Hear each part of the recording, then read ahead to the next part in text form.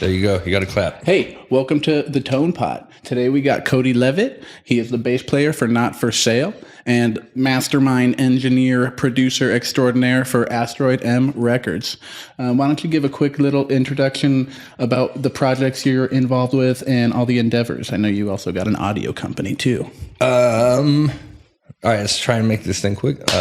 So I run a little independent label. We kind of focus on, it's not even really a label. It's more like just like we record media, we record audio, so we help bands with recording their albums. We also do live sessions and we book shows. So we just try and be a positive force in our local scene. And then like our regional scene too. We have like bands from like, Phoenix area. We got a couple bands. We got Some Kind of Nightmare from San Diego. Yeah. So we're just starting to spread out of Las Vegas. But yeah, we're basically mostly a Las Vegas focused band. So. Yeah, man, that's awesome.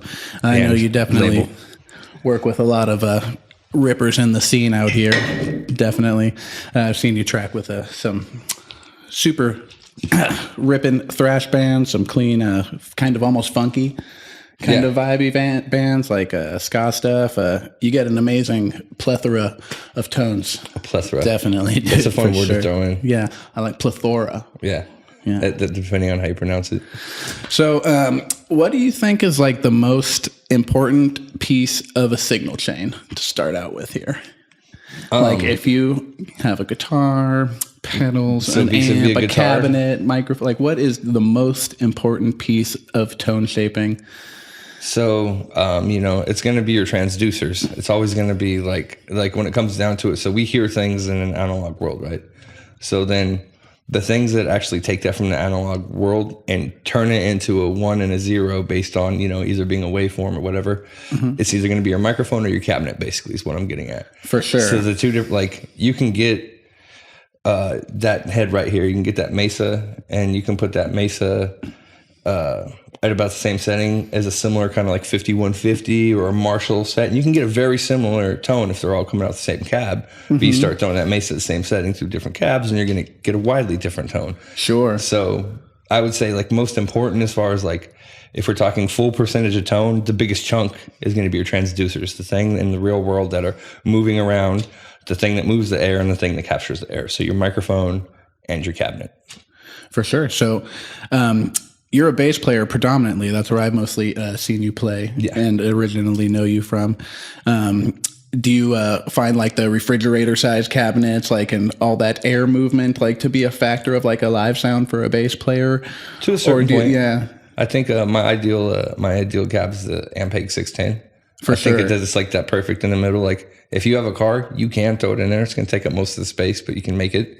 But it's not like that It's not like losing the air like the 410. Like the 410 will work at smaller kind of venues, but if you got a bigger stage, you're like, that 410 starts to feel a lot smaller. So that 610 just always comes in clutch. And I feel like if you're ever in a position where you can't hear the 610, you're going to have front of house, Definitely. And then so you're going to be able to have that plus Yeah, if that 610's ever lacking, that there's a sound system. Yeah, can I get notched up my monitors a little bit, So I think the 610's kind of like that Goldilocks size cab for me, but like that's subject to change. That's this year. I have one. I'm being preferential right now. And I see you I've seen you, I think, with a jazz bass. Have you played any other basses? I've got my jazz bass and I've got my LTD bass and I've got my old Squire bass I started on, but I kind of go through gear a lot, but I just kind of landed on jazz bass or P bass for me, but I happen to have a jazz bass and it works on like all what I need it for. And if not, I got my LTD for like the more active, like modern sounding stuff when I got like the heavier sure. bass. Right. So kind of active. Like a metal or stuff where you're going to want like an active bass tone for sure, with like some jangle, as what Christian Kohler would say, jangle in it. Like so, you got the LTD and kind of scoop it a little bit. I get exactly what you're saying. Yeah, the rattle. So send that to like a nice amp sim. Hell yeah! And that's the thing as a bass player or as a tone chaser. Let's say I like both analog and digital. So like some days I really feel like getting out the 810 and micing it and throwing the ribbon mic out and playing around for 20 or 30 minutes and getting a great tone. And then sometimes I'm like, man, let me get a really good DI through my Neve and throw on one of these great like cab amp sims that I got going on and really dial in something. A lot of times it'll be for something more modern. For sure. And Yeah, so I kind of don't really like side one way or another when it comes to recording. Just like how like most things with tone for me, how does it sound? Does it sound good? Do you like it? Cool. That's honestly a perfect segue to another question I have. Like in the realm of digital and analog gear, or let's just say for guitar and bass sounds that you're getting, do you side one way? Do you, like you just said, maybe might be feeling one way or the other on a particular session or band or something? Case by case, if I'm recording like something we have out here we call desert surf. It's kind of like surf music, but if like everyone was on, let's say uppers and lived in a desert and it was really hot outside for all the time, and you take it through that. So now all of a sudden it's surf music, but it's like, and it's a little bit more grindy, man. So for stuff like that, we got a lot of room for saturation and like fuzzy tones. So then I'll do like a SVT. I have an old 74 SVT, or not SVT, I'm sorry, V4B.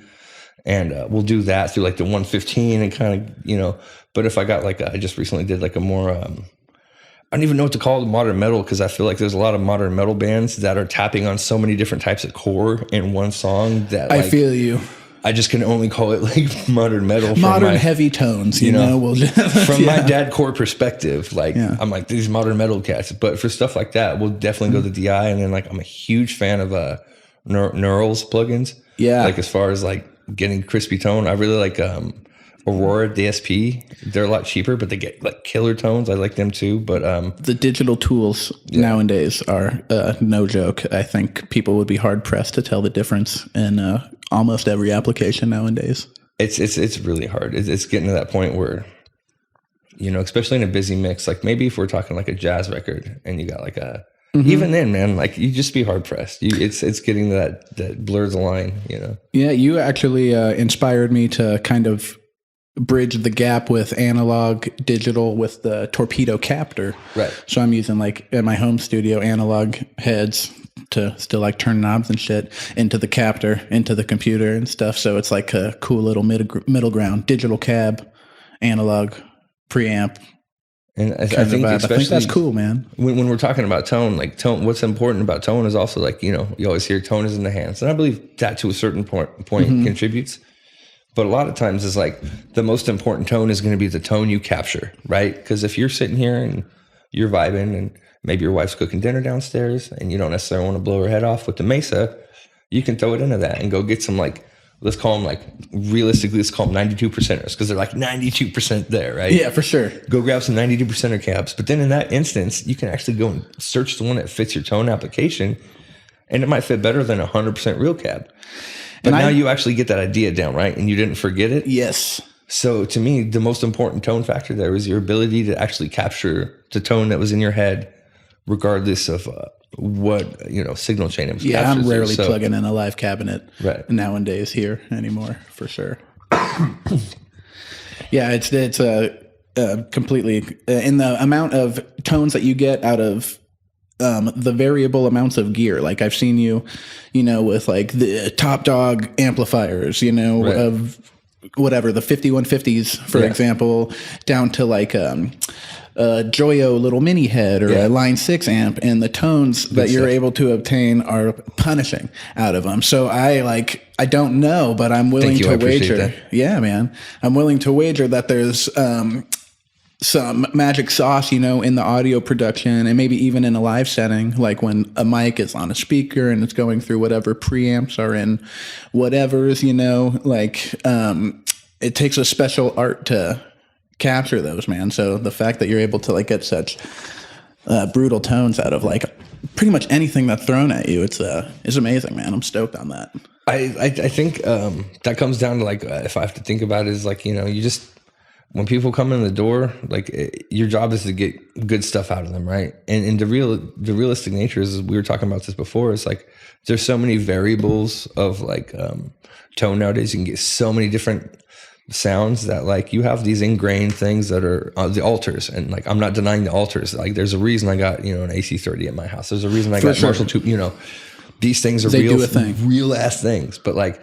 Right now we're in this marketplace with all these cool people that are coming out, or companies, I should say, that are coming out with real ass things too. And like, to be honest, like, I'm not going to say what piece of vintage gear, but I'm like highly looking at selling like a piece of vintage gear for like $350, and then like trading that $350 in for like all the Hotones, the little Hotones. Yeah, because I feel like fuck, man, like having like those got like I got a little wannabe plexi thing here, but then I've got a good source of, again, cabinets, so I can kind of shape that thing in the real world. And like, for sure, like I don't really care that it's not this thing that I'm going to sell it for, that it doesn't have this name written on it, because at the end of the day, we're just searching tones, and like that badge isn't what's creating the tone. It's the circuit behind it, right? Yeah, absolutely. And there's so many, I mean, even that circuit was just some modified basement circuit, from those like original Mesa amps or something like that. So, I mean, everything, it's all coming from similar places for sure, So, right.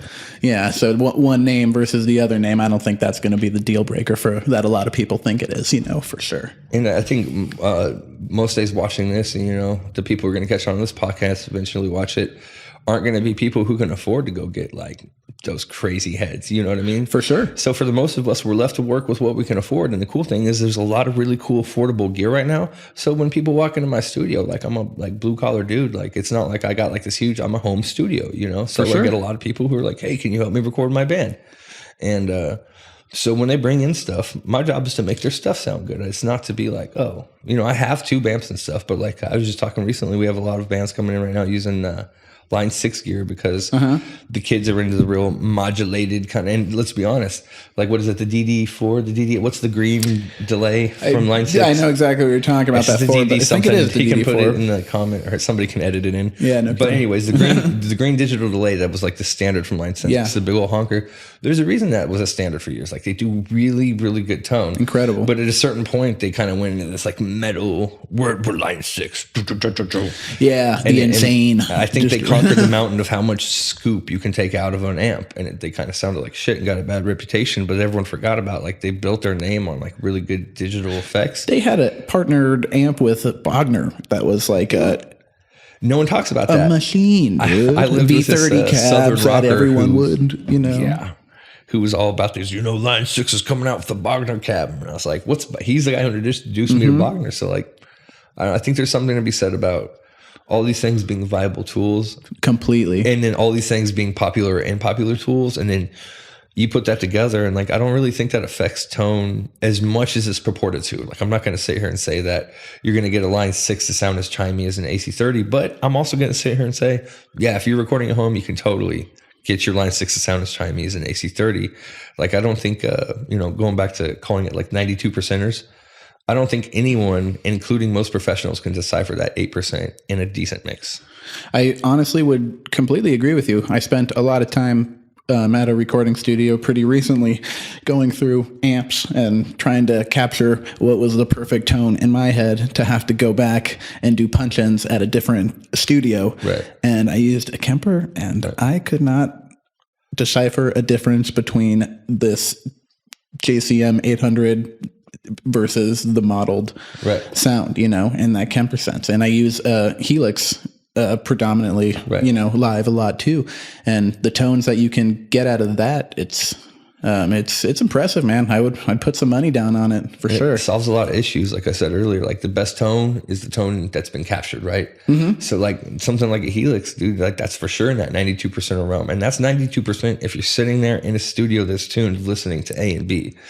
Anywhere outside of that, which most people is going to be iPhones or like whatever the case is, earbuds, it's not going to translate, and it's going to sound great. And then now you don't have to worry about like, we've been on, go and play outdoor stages and places in the wintertime, and all of a sudden your tubes don't warm up, right? You're like, oh man, this 5150 sounds like a 22 nothing. Yeah. Oh. And undervolted, overvolted from the walls. Helix. You're going to go out there and shred a nasty tone for everyone, and every person out in that crowd, except the two people who know about tone, who are like, who aren't having fun because they can't just enjoy the music. Everyone else is going to be like, that was a great show. So I've had notable tone snobs in cities I've used that in ask me about it, because even they have been impressed by this digital realm. It's just Helix and a little power amp, sometimes pushing the cabinet, sometimes just front of house. But man, it's again impressive. And with the cost of like checking shit on planes, right, or hauling them in vans or whatever, man. Like, yeah, dude. And again, if it's going through, some sound system or another microphone or whatever, I'm all at basically at the disposal of whatever sound guy's using it anyways, so. Yeah, dude, it's a very interesting line to walk as a huge fan of tube amps and diving into the digital world and stuff. But they're all tools, Kids nowadays aren't going to have to deal with this dilemma. Like, to me, like I talk about this a lot. The tube amps are muscle cars. You know what I mean? Like there's something like it's going to be hard for a kid who's never sat in like a 69 Chevelle, like that just puts you in your seat while also being like, you can feel it being as heavy as a goddamn elevator. It's just like, oh my God, it's impressive, right? Yeah. Tube amps and 100 waters are the same way. It's impressive. But like most kids nowadays aren't going to need that. And so like coming from where we're at, like the convergence of both of those things, like being able to be where you're at, like, cool, I can still like my Mesa, but I don't have to like go like gas right now is really expensive and I can't afford roadies and all that. So this Line 6 Helix is going to serve my purpose. It's not going to blow a tube if it gets knocked over. You know what I mean? The wattage thing is another thing that is really good about the Helix. Cause honestly, like, depending on what kind of music I need to make, I was playing with a ska band a while ago and had to get a clean tone. Yeah. And the backline flying in was a 15 watt Tiny Terror. And we had to play outside.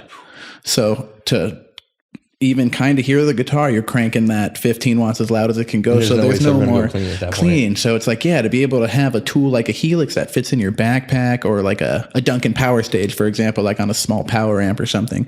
Those two pieces that could fit in your backpack can make a rig with all the headroom, all the volume, all the tones, effects. Like, it's incredible, man. Right.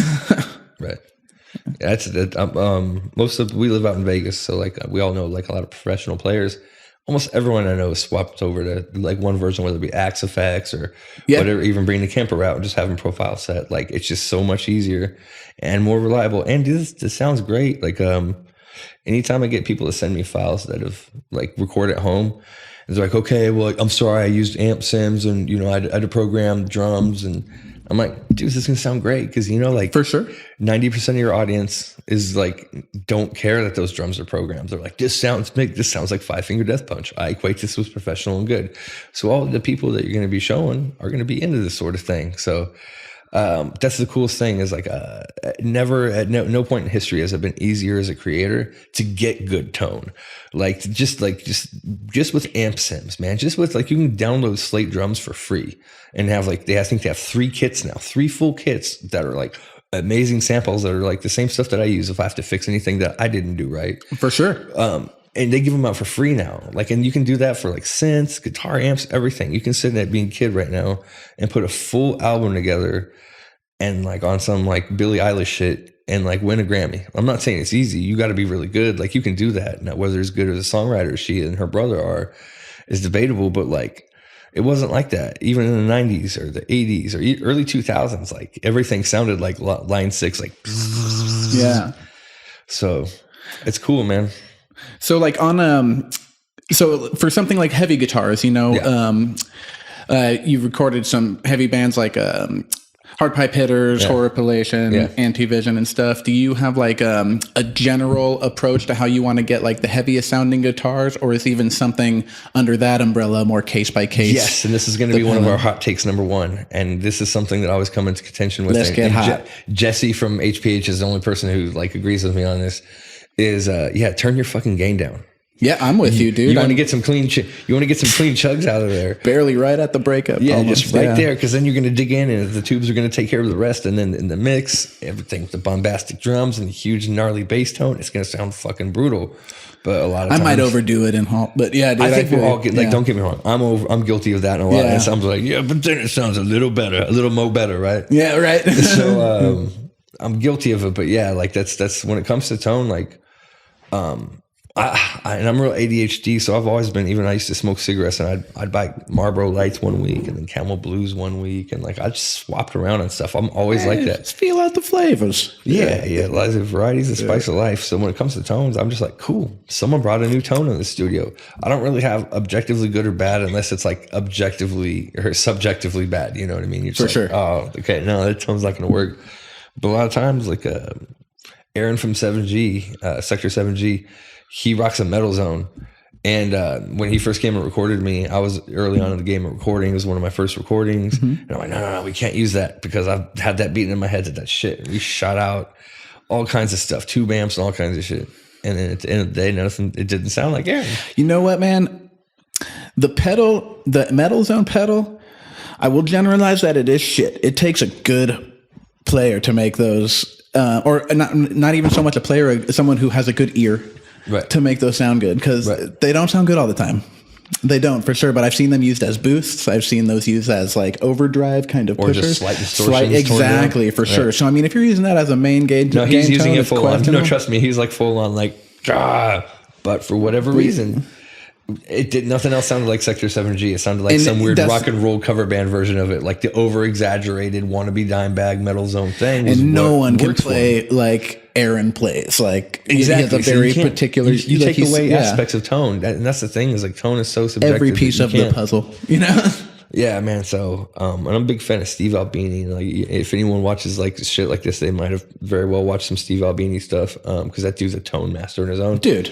And he's all about just like, you know, you come into my studio, I'm here to recreate what you bring into my studio. I'm not here to be like, hey, no, I got bands that I work with that I produce. But even then, like more times than not, like that dude's instilled in me like the band was right. So just trust them until it's like egregiously wrong, and even then. Okay, now I got to say something. Yeah. So I think I'm a little bit more pushy than he would be in certain instances with certain people. But yeah, I mean, I think that I lost my point. And I love the idea of bands like just working with what they have. Like you said, you know what, like not everyone can just afford to go buy like a muscle car of the amp or the whatever of the guitars, you know. Right. I've been doing music shit for a long time, guitar teching, playing, whatever. So a lot of years of accumulation, but no one just starts there, you know what I mean? So it's like, it's great to have, you know, all the options out there where you can get just like the complete amount of tones, you know. Right. It's crazy. Do you see any like common mistakes in recording that you might be able to call out, or is it like kind of such an open spectrum? I'd say growth points is better. Yeah, there's no such thing as a mistake, man, because like I'm still making mistakes in recording if we look at it like that. I just prefer to look at it as like I always got infinite room to grow. So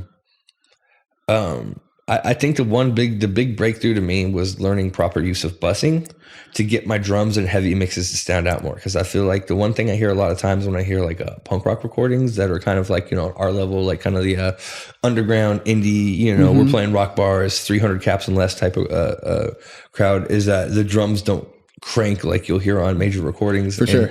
At first I'd be just sitting there like, why can't I just push this snare loud enough to cut through a mix that's coming in louder? And, you know, I didn't understand like perceived loudness, which is, you know, the overall, you know, subject, you know, amount versus like there like are the best practices. Loudness. So like, well, basically, the mix can only contain so much data from top to bottom, right? Sure. And if I have like a bunch of drum buses that are coming in, let's say the middle of the spectrum, right? They're not going to be clipping my master bus, but I'm still pouring that all into the soup, so to speak. So with bussing, what you're doing is you're just basically putting another, like, did we already season a quarter cup of drums? Well, cool. I'm going to bus over another quarter cup of drums in here, but I'm not going to make it too loud. I'm going to keep it right here in the middle. And all of a sudden you can hear them more. They're not louder, but you can hear them more because there's twice as much of them. That's perceived loudness. So bussing helped me get through that initially. I think that one of the first big breakthroughs is like, oh, my drums kick through now. And now like I can start focusing on other aspects of like, how can I get my low end in check, or getting my, you know, my stereo field with these guitars. Maybe they're too harsh. I like went center cone on a 57 on everything, because that's what I thought you were supposed to do. And for sure, things like that. But yeah, so I think bussing was my first, like big breakthrough, or the thing that I would give to like burgeoning engineers. Cause anything, you know, I don't feel like I could give any other like proper, not name it proper, but any other like working class engineer who, you know, makes his money and does those things. I can't give them any They know what they're doing. It's their tone. Tone's in their hands. For sure. But for kids who are trying to learn their tone, definitely learn about bussing and the proper use of bussing. And you can just glue mixes together and just help you really get everything where you're like, wow, I can hear this now. I can hear, you want people to be like, I can hear everything in your mix when you first start out. That's the first thing you're looking for. Show me about that. Yeah, for sure. Definitely, man. I'd be glad to. Yeah. So we can do a little short on it. We'll come by later this week or something. Yeah. Shorts with Cody. Yeah. Well, now we have a word from our sponsor. So what made you want to pick up your... And we're back. What made you want to pick up your instrument in the first place, like as a bass player? What made you want to get down with music? So I didn't start off as a bass player. I started off as a bass player late. I initially bought like my first guitar when I was like 15, saved up for an acoustic. But what initially, same as everyone else. I heard, whatever cheesy as it sounds, like rock and roll music in whatever version. Like it was, for me, it was like the first things I remember really like sticking out to me were like I can't cherry pick here, so let's say Guns N' Roses. I think was like the first band, like Appetite for Destruction. I found out about when I was like 6 or 7. I found out about Appetite for Destruction and Dr. Dre like in the same week at school in second grade. Oh man, what a spectrum! That's fucking. I mean, it was 1992. There was a lot of cool stuff going on. Yeah, so like I grew up with like 90s alternative, where it was like, okay, we're not doing the rock star thing. You can just like be some kid and you and your buddies can like get in a band. And so like I wanted to do that. It was like a logical expression. Like, and I think a lot of band people I've met were real ADHD. So then like traditional, like focused behaviors, like sports that are really structured. Like you might be good at aspects, but like the whole thing kind of is overwhelming. Yeah. So, and then, you add that plus, I think, troubled kids tend to gravitate towards certain musics, right? Because it kind of like personifies a certain aspect of the human experience. So then like, I'm definitely on some like rock and roll, like, I'm gonna fuck authority, like anything that's related to that kind straight of like rebellion, kind of just that. Yeah. If it with the Dr. Dre too. I mean, it's Dr. Dre, Snoop Dogg, and it also where I grew up at, like is very much like on the playground. In second grade at that time, we'd be like, "Would you like Dr. Dre or Snoop Dogg?" And there wasn't no wrong answer. Yeah, right. It'd be like, "Cool, I like the Dr. Dre." Was like almost like trading figures at the time. Which one was your favorite? Your baseball Mario cards, or Luigi? Yeah, right? for sure. Dre or Snoop. So that was some of my first favorite stuff. But also at the same time, Garth Brooks in Pieces, which I'll still contend to this day is a fucking banger of an album. Like if you're into like modern pop country as an art form, Garth Brooks in Pieces is, my opinion, the top tier pinnacle of it being like a cool expression that you can listen to. Like if you could show one album to people out that don't like pop country music, you should be like, just check out like the songwriting and musicianship. The hottest take of the episode. Yeah. No, that's awesome, man. I believe the lore goes that Garth Brooks wanted to be a song or a rock star. They're just like, dude, listen to yourself. Chris Gaines. Yeah, that was him like vicariously living it out later. But yeah, they're like, you're not going to sing rock sounding like that. Coming in here with that twang. I bet you it all had like a huge impact on just like the general way you go about production or producing or just capturing tones. Now you played guitar to start out with, not bass? I started off like learning, like everyone else. I learned like, I grew up like Sublime. I was like, I'm gonna bring an acoustic to the party and stuff. So let me learn a bunch of stuff I can play on acoustic, right? Maybe this girl will think I'm cool if I can play Wonderwall. No one's ever like. Everyone's guilty of that, but no one will admit to it. Yeah. Anyone who's as old as we are. Put that capo down. If you're past 30, you play guitar, there's like an 80% chance that you try to impress girls with Wonderwall at one point in your life. And it was very cringe, but there wasn't like social media. 100% chance he failed. Oh, dude, how lucky are we to like have like our cringe eras weren't like documentable like they are today. Thank God. I'm like, we were born at the best time. Thank God. You know, like the kids get to add. It's cool to be old kids. What are the 90s like?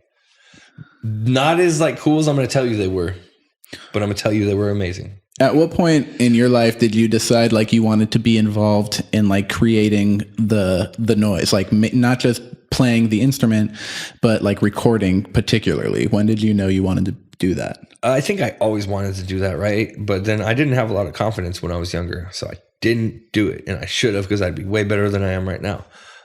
But I just didn't have a lot of confidence in my aspect to do it. I was with a lot of people around me who were already engaged in doing it at a really higher level. So I didn't really have any friends at an entry level that I could jump in with. For sure. And then so I was just kind of like, yeah, I'll help you with merch, you know? And then later on, one of my best friends got divorced and I was like, dude, I need to write some songs. That's how the People's Whiskey started. And I didn't get like actually into playing music till I was 24. So that's when I started picking up the bass and actually like going in on the bass as an instrument.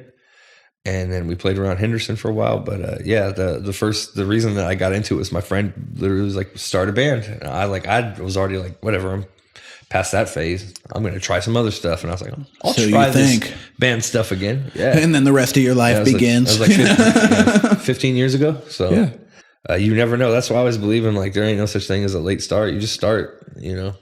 Yeah, no, absolutely. Never too late to start, man. And a lot of times if you start later, you're starting with skills that you probably didn't necessarily like have that you would have needed if you would have started earlier in your mind thinking like, oh, I'm going to be successful. Then you learn later on like how much hard work goes into being successful. And you're like, probably better I started, you know, while I got this kind of drive and gumption as opposed to like my 24-year-old self. So. Yeah, no kidding. You know, you could be detoured by anything. Yeah, I'm glad I did all the activities that a young man does in his 20s and my 20s, right? And you know, so time and place, right? So you started recording with your buddy who you started a band with, and just kind of fell into it like that, and just slowly developed all the Asteroid M kind of compound. The recording journey started with I originally was recording. I had like a little Tascam Ep.2 8-track, and so I did that for us, and I was pretty decent at it. But it didn't I didn't have the bug like I'm going to be an audio engineer. I was like, I just need to competently be able to put together like a good 8-track album to keep putting out stuff and playing the double down and blah blah blah. And so it wasn't until I started.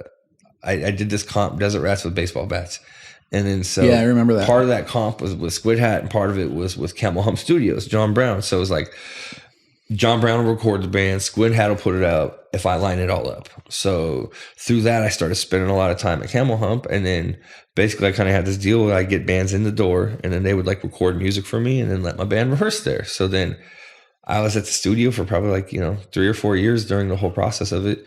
And got to meet a bunch of cool people. Like some of the people that were at that studio have gone out to like produce with like Kanye or Ye on the last album. And like, like it was cool. It was a real big learning experience. But I eventually at the end of that, I was like, okay, a preamp goes into a compressor, right? But I want an EQ. Oh, this is cool. And so I kind of got the bug, I think around 2015 to be like, I want to start recording. For sure. And then so that was right around the time Antivision was hitting the scene and the CG. So I was just like recording, like as I recommend anyone do if they want to learn recording, get some stuff to record and then go out, find shows and ask the bands you think are cool to record for free. And most times if they're younger cats, they'll be like, yeah. So I just started practicing recording bands for free for a while. And after a while, we got this really, the scene we got out here. Yeah. You'd be like, dude, we've got these packed shows. Like, if I can get good enough representation of this in a media form, we can actually kind of like put a stamp on something out here. For sure. And so I had that idea in like 2016, but I knew I just like, as far as my engineering and everything, I just wasn't at the point I needed to be. Or so I thought to like execute. In retrospect, I should have just started then. But so I waited a couple of years. Sure, I think like the summer of 2017, I was like, fuck it, let's go all in. So I went all in, and then somewhere around right when COVID hit, so in 2019, I'd been part-time engineering. I had my own business for a little while. And, was that with Asteroid M? Had you started that by that point? What's that? 2019? 2017 is when I said I went all in. That's when we started Asteroid M. Okay, for sure. So like 2017, I had the idea, and like for the first 2 years, just kind of like, look, I had to put something out and put a label on it so I could start building it, but I didn't really have a direction because I've got a lot of help, but a lot of it is my endeavor, so I have to do a lot of it. And somewhere around 2019, everything started. Like the whole vision of it started to come together, and then we've been going since then. And I think now we're starting to focus on more like the YouTube type of stuff. But in all of this, the whole process has been just tone. That's incredible. And now 2022, you're like one of the main players that you would want to be reaching out to know what's going on in the Las Vegas scene completely. You got like so many bands that you have produced albums for, singles, the Asteroid M sessions for bands with just the live stuff, like the YouTube stuff that you're talking about, like just a wide spectrum of music that you're putting out there, like or helping get out there from all these bands. Like I think definitely Vegas would be at a loss without it right now. For sure. Well, I appreciate that, man. Like my whole thing is like I always telling you, like to kids who are little, like the underclassmen under me a little bit. You know what I mean? Like at this point now, I'm in my 30s, and they're all cruising into their 30s, and I still think they're like 20. But it's like if somehow my dumb ass has like inspired you at all to like be like look what I can do. Like I don't really think. I think everyone's super special and not very special, and then not very special spec. I'm just a regular person. Like it's not like I have any kind of like leg up at this. I don't have like any kind of crazy financial background or anything. It's just a labor of love.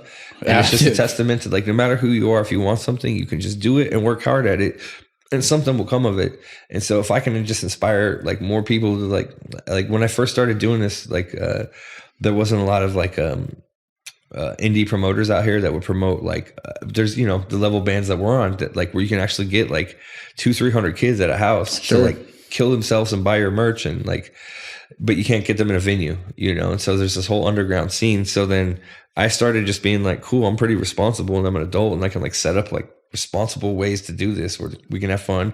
It's a little around some of the guidelines as per the county, as ordinances required and so on and so forth. But like I feel better, like, it's better to ask forgiveness and the permission in that regard. Otherwise, these kids ain't got nothing to do on a Friday night. Yeah, I couldn't imagine what my life would have been if I had nothing to do, and didn't have punk rock as an outlet before I was 18, 21, a lot of the cases for clubs out here, like when I was 13, 14, 15, so like all those years, being able to go see a show, man. So it's a service that you're doing for the scene out here doing that, it's man. Cool, but I feel like unfairly, like it's cool and I appreciate all that, but I feel like it's kind of unfair. And what happens is like, there's been so many people who are like, I'm getting credit on the backs of so many fucking people. Like right now, shout out like fucking Hell House Productions. Like Zoe got Hell House. I know Zoe's like going out for the they're just some, like as far as just vis-a-vis like the underage scene. Like you had like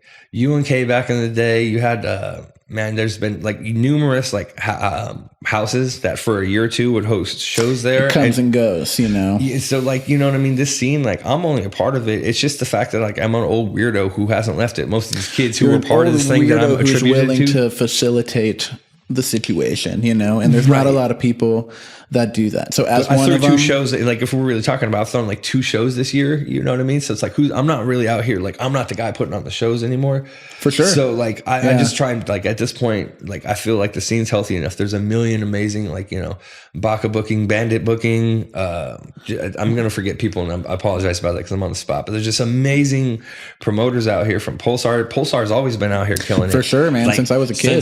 Since we were all kids together, and he's still out there like putting it down. Like, there's just amazing things going on. So I can focus more on just documenting it. And that's what I'm having fun with now. It's like, cause I fucking hate throwing shows. Throwing shows is the most, anyone who throws shows knows it's the worst. In this day and age, what you're doing with Asteroid M Records is almost like, I don't want to say it's the equivalent to throwing a show, but you're putting that music that people wouldn't see unless you're out in some random underground show. You're putting that out to anyone, some kid in Wisconsin, anybody who would want to see that. That's the idea, it's available. I'm just trying to document our little desert surf. Like I say desert surf culture because there's so many of the bands on the label and that's kind of where we come from, but we've got so many different things going on. It's not specifically desert surf, but like, it's just cool to like showcase our little culture. Like that's all I'm really trying to do. Like there's no end goal here other than to continue to like document culture and better document culture, because like you only get one pass at this life. And man. This thing that I love is this whole scene. Like the reason we're friends, like we're all talking is like, we're actually friends outside of this. You know what I mean? This isn't just like strictly on your tone, Cody Leavitt, you have qualified for the podcast. Like, we're all buddies and we just enjoy this thing and it's brought us all together. And I think that's the thing. And like, if anything, like, we can get like huge amount of kids in backyards and having fun. And if I can like show other kids in other scenes that, hey, look, you see any, and this might sound weird, but do you see any like adults over here planning this for you? No, because your local city committee probably is not going to do it. You guys might need to organize and come together as a group and be like, do it yourselves. Yeah. You know what I mean? It's been since since I've been taught it since the early days, just no one else is going to facilitate this for you. So like find a cool way to do it and make it safe for yourself. And I think the cool thing is like nowadays kids are way more considerate about like safe spaces and like making sure and facilitating everyone else being comfortable at their shows. For sure. That like, it was a lot more reckless when I was younger. So it's just kind of like, hey, here's a generator and here's 4 walls somewhere or a desert and everyone's invited and we don't know who's showing up. And if you're lucky enough to get a space that's going to let you do the show, kids will like rip the sinks out of walls. There might be fights and stabbings and all kinds of crazy stuff. Relax. Yeah. No, I think the kids now are just not on that vibe at all. So that's what's up. If we can just basically pull it back, to like, that's what I want to do is just, the American bandstand effect is that like back in the day, if you look in like the 50s and 60s, you'd see all this like style that people wore in Hollywood. Think about the beat movement, right? And all these like really long sleeved, like big baggy flowing things. Especially at the beginning of the rock and roll, like late 50s, 60s things. And that's because everyone would watch American Bandstand and the kids that would have to wait out in the cold. And I think it was New York for whatever, like an hour after they got out of school to wait to get into the studio before they got called. Right. And so they'd have big, huge stuff on. So when they went in there to dance, you kind of had to like, couldn't like set your stuff down. So then all these kids who live out in LA now start dressing like this, even though they don't need to be warm.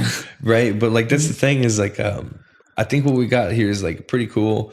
And as far as like, we can all just export what we have in our local community as an export. I think it's like overall a good thing for other kids to be able to check out because like I see like so many kids having so much fun, enjoying their lives on their own terms. And like, it's very empowering. Like, when I talk to parents about the DIY underage stuff, it's like, you gotta, you got like so many skill sets that you learn from being in a band. You know what I mean? Like everything we're talking from is like this really technical thing, but it's also a business like thing. You got to know how much like things cost, a price a gallon of gas to get to the next town. Like you actually got to like get off your own ass and manage yourself. Logistics. Yeah. And if bands can actually accomplish that and these kids are so-called like write-off kids, man, I think there's a lot of positive things. So I try and reinforce those positive things. And some of those positive things are the tone that they use. For sure. And in relation to your tone, like just as you as like a bass player, what is like your main live? So like when you go out and play with SVT Not tone. For Sale. SVT tone. Ask me what's my tone for any other thing on the bass. What's your tone for? SVT tone. What's your So when you're going to be recording at home, you're going to be using the same rig that you're going to be using in a live setting? No, when I'm recording at home, it's different because recordings are so different. Like to me, I very much separate the recording process from the live tone process. The live tone, I just want a big ballsy 610 Ampeg SVT for my music and how I play and what I do. Yeah. I'm kind of an aggressive player. I perform aggressively. I kind of want my amp to like hit you too. So, but when I'm at home, like to me, like when bands are like, well, we can't pull this off live. I'm like, cool, because you got a performance aspect to drive the song home live. We're in the studio now. And that's the time to get creative. So let's get creative with tone. So like, I don't really necessarily I like the SVT tone, but to be honest, a lot of times with my tone, I like the more modern sound. So I go direct in and I'll drop it right now. Neural's Parallax. Like if you ever hear any of my tones on the sessions and you're like, man, or any of the stuff I do in heavy work and you think those bass tones just sound balls, that's a plugin. It's like when it's on sale, it's like a $75 plugin. You know what I mean? And you can go get a bassman and you can go get an SVT and you can go spend all this money doing that.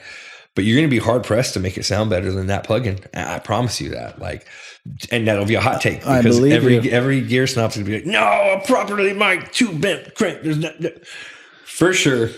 Okay, but let's go take your best 2-amp mic tone, right? Your best cranked tone. And like I said, I got like a rebuilt 74 V4B with 6 Vs in it. It's actually rated at like somewhere like 130 watts now. That's just a gnarly monster. Yeah. You go take that and you take like, give me an hour to get my best tone out of that. And then go get that Parallax or get that Neural DSP Parallax and then throw that on a DIB signal right away. Just take some of the highs and the mids off of the distortion and tell me that like, A to B that to 90% of people that aren't emotionally invested, 100% of people are going to take that thing.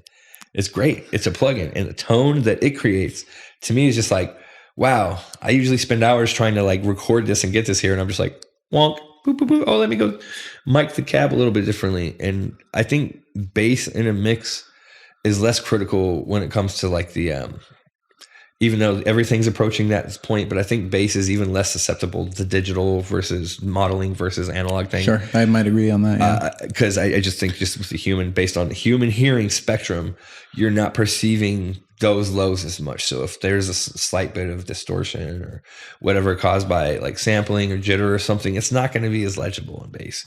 That being said, most people got like bajillion core process computers now, so even on your actual oversampled DI tones, they sound great too, man. It's just knowing how to EQ those. Like the EQs, I think the big difference between digital and analog tones on bass or guitar is just the EQ set. Like it's a different EQ set. You're getting a different, like the guitars coming in on your amp models are coming in pre-EQ'd, right, to what they think it should be. Where when you're doing your analog tone, you got to actually EQ it to that. So it's kind of hard to compare apples and oranges initially in that. So to me, like comparing a cab sam, I don't want to compare it till I've already processed my guitar.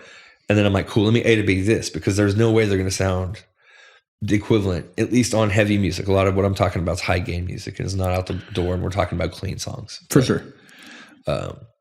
Yeah, man. For your rig, like in relation, for the instrument portion of it, like, do you like a jazz bass because of aspects like the single coil pickup sounds or like a thinner neck profile in your hands? Or is it just like your bass and that's the tool that you use to get it done? I got that jazz bass. Let's just say one of my friend's brothers who's no longer here used to have a bad habit of acquiring things that probably weren't necessarily his. And at a certain point in my life, that bass ended up in my possession, like, probably over a decade ago. And so that dude passed away, and then, buddy's brother gave it to me. So I kind of was like, all right, sentimental, but also just tone wise, like, I played it so long that it just fits my hands. And I think it already was a good fit for me. I like the J bass. Engineering wise, you can give me a P or a J. And either way, I think those are like a correct answer for in the studio bass tone, because I'm thinking from a mix perspective, and you can pretty much, no matter what the project, get a P or a J to sound what you want out of a bass in any situation. So I think they both have like an 80% convergence where, you have the slightly different tonal characteristics between the two, but as far as from a mix perspective, they were both really well designed instruments. I don't think take a beautiful Les Paul, like admittedly there's like you can't, a good Les Paul tone out of a good Les Paul is its own thing. It's a real ass thing, and no one can deny that. But and that is true. On the other hand of that, it wasn't necessarily who's ever had a Les Paul that's like gone out of tune easy. Everybody. And who spent hundreds of, if you go into a Les Paul forum, everyone's got a fix for that, right? They're like, okay, so here's how it's actually in the nut. Okay, no, you need to get these tuners here. No, it's the bridge and the nut. It's the nut. No, it's the nut. It's the design.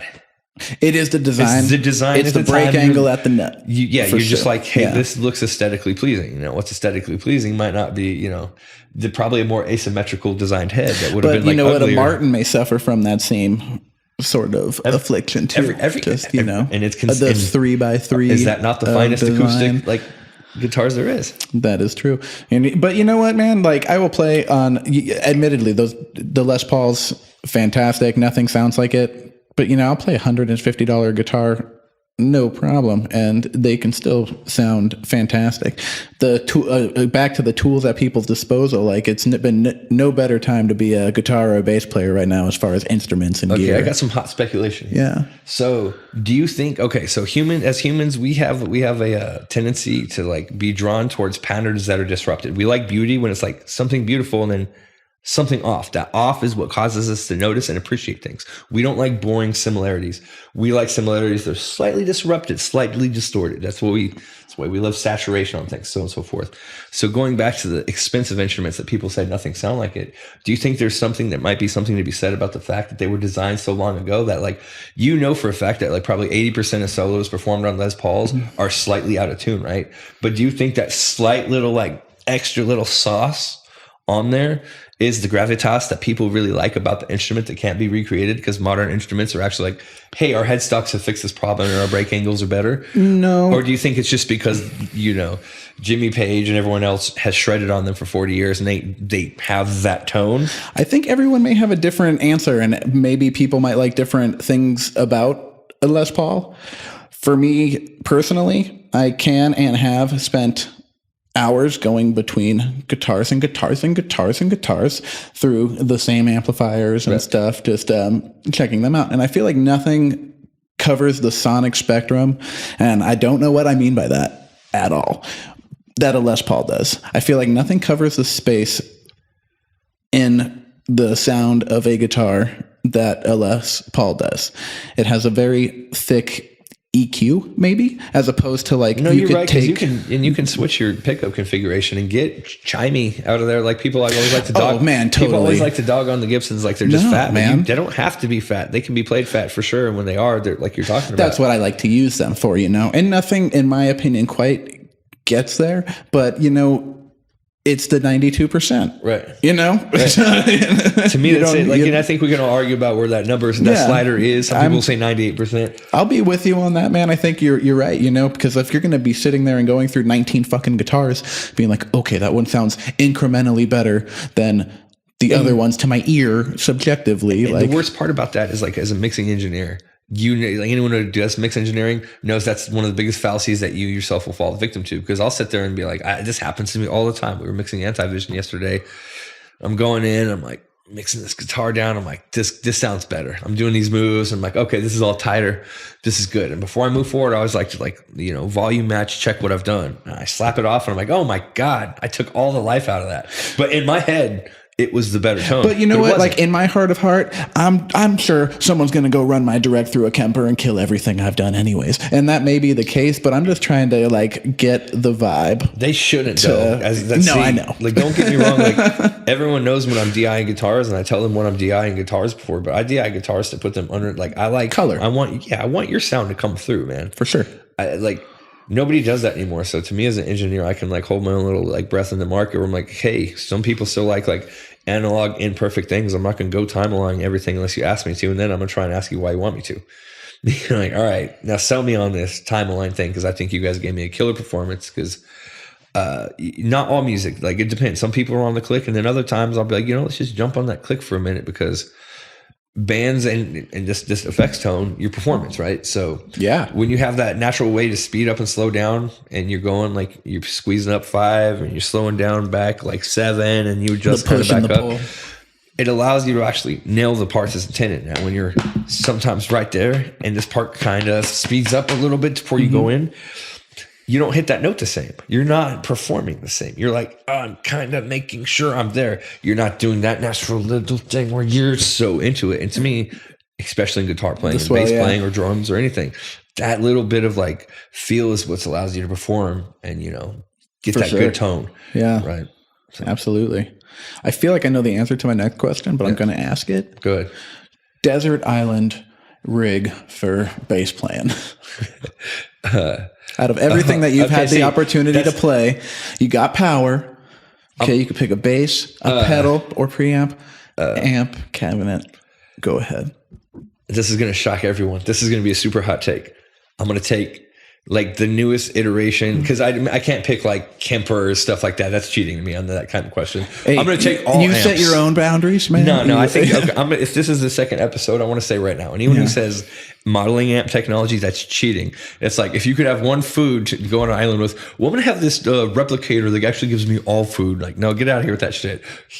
Desert, to be honest. Well, fuck, you're right. Even as a bass player, probably the latest iteration of the Line 6 Mark series. So I'm not just tiled into the same boring fucking bass tone for eternity. I'm like, I want to write different songs that I can hear, and I want 80 million different fucking options to do it, because I'm stuck on a goddamn desert island and I don't care about names. All right. Well, I mean, hey, man, a multi effects is a good fucking answer. You said dude. Desert Island. You didn't say desert island that I have to perform in front of a punk crowd every night. But Desert matter. Island, dude, give me a bunch of things to play around with. I've had so many punk crowds rip on me for having good gear. It's like, Yeah, you can't. You want the line 6. I love the punk kids, but fuck y'all punk kids. You guys are some punks. Fucking punk ass motherfuckers. I'll put shows for you. I'll put shows for you. I'll put on shows for you all day. But like that doesn't mean you're not gonna, like you said, go throw fucking bottles in the neighbor's yard and shit. So shout out to punk rock. Wouldn't be here without you. Yeah, for sure. Yeah, man. Man, fantastic. Well, lastly, I just want you to kind of plug all of your endeavors. I know you got the Desert Rat. You got cables. I see you making preamps. I do make audio cables. The audio cables is like a prelude. I'm making the stereo opto compressor, but like I don't like to talk about stuff, and like I feel like a lot of people talk about stuff. I'd rather be like, so here it is. It's a prelude to something bigger, so I'm getting into that. But the cables are just like, hey, look, I do stuff. So when I do that thing, people are like, oh yeah, he's been doing that thing, and I don't just look. I'm jumping right into the game. I use the cables in my home studio. Fantastic work. Hey, shout out. No, I would just check out the Asteroid M YouTube channel. We're just trying to capture a bunch of different bands. Like I think like 95% of them are on the label. And check out our Bandcamp. Check out our Instagram. All the regular stuff. And support bands. Support the bands in your area. Go start some DIY stuff. You heard it here. Cody Leavitt, Asteroid M Records, not for sale. Thank you for tuning in to the Tonepot. Hey.